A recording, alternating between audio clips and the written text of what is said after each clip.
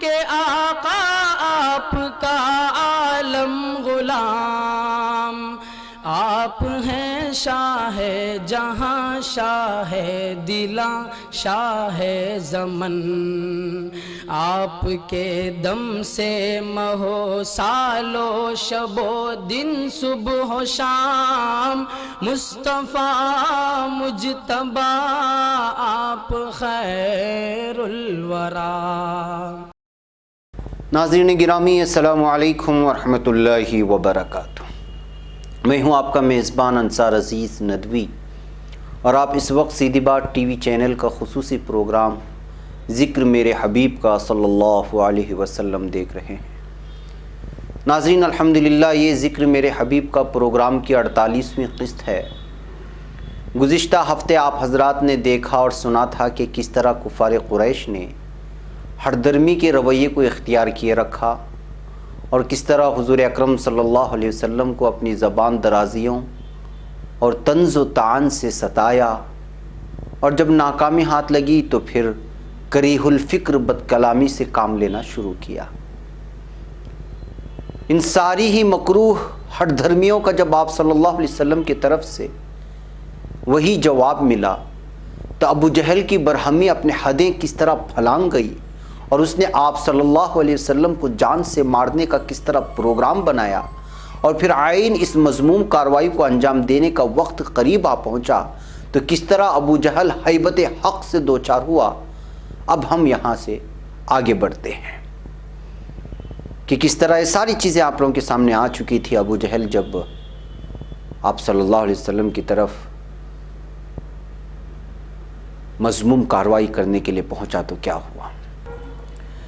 ناظرین، جب ابو جہل ہیبت حق کے غلبے سے کانپنے لگا اور اسی حالت خوف میں واپس لوٹا اور اپنی قوم کے ہم نواؤں کے پاس پہنچا تو سارا ماجرا بتا دیا، جس کی تفصیل آپ پچھلی قسط میں ملاحظہ فرما چکے ہیں۔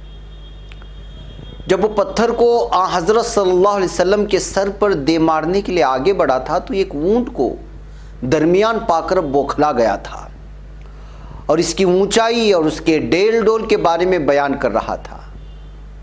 جب وہ بیان کر رہا تھا تو اس وقت نضر بن حارث بن کلب بن علقمہ بن عبد مناف بن عبدالدار بن قصے کھڑا ہوا تھا۔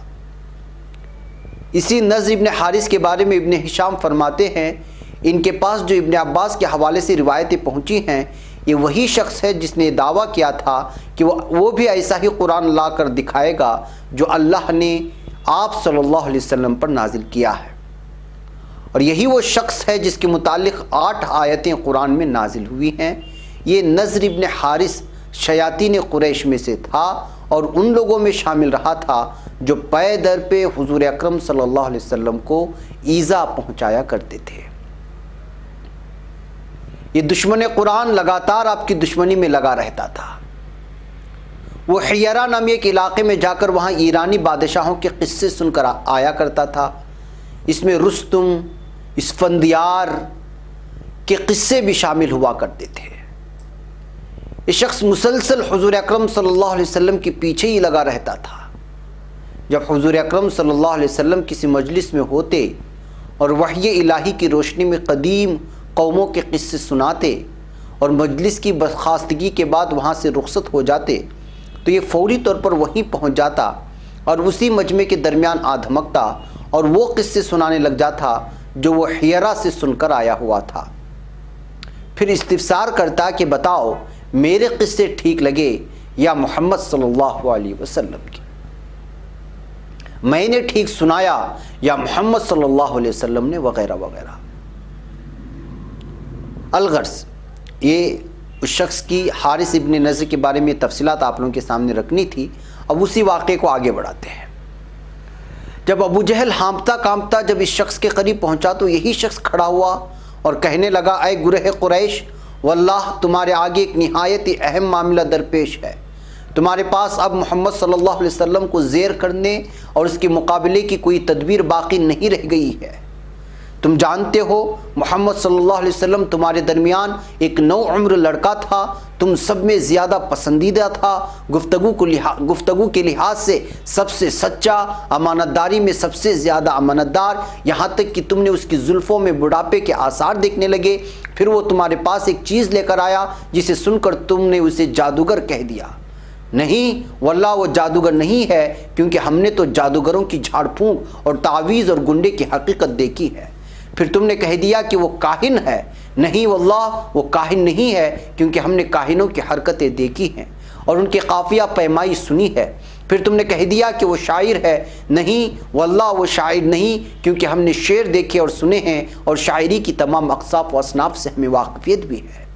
پھر تم نے کہہ دیا کہ وہ دیوانہ ہے۔ نہیں واللہ وہ دیوانہ نہیں، کیونکہ ہم نے دیوانگی بھی دیکھی ہے۔ یہ نہ تو دیوانگی کی بے سروپا گفتگو ہے، نہ جنونی ہذیان ہی ہے جو یہ پیش کر رہا ہے۔ اے گروہ قریش، تم اپنے حالت پر غور کر لو، واللہ تمہارے سامنے ایک محتم بالشان معاملہ پیش آیا ہے۔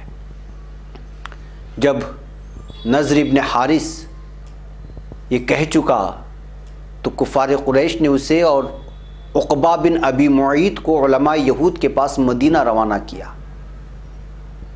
اور کہا کہ جاؤ یہود کے عالموں کے پاس محمد صلی اللہ علیہ وسلم کے سلسلے میں دریافت کرو اور محمد صلی اللہ علیہ وسلم کے متعلق ان کی جو رائے اور سوچ ہے یہ ساری تفصیلات لے کر کے آ جاؤ۔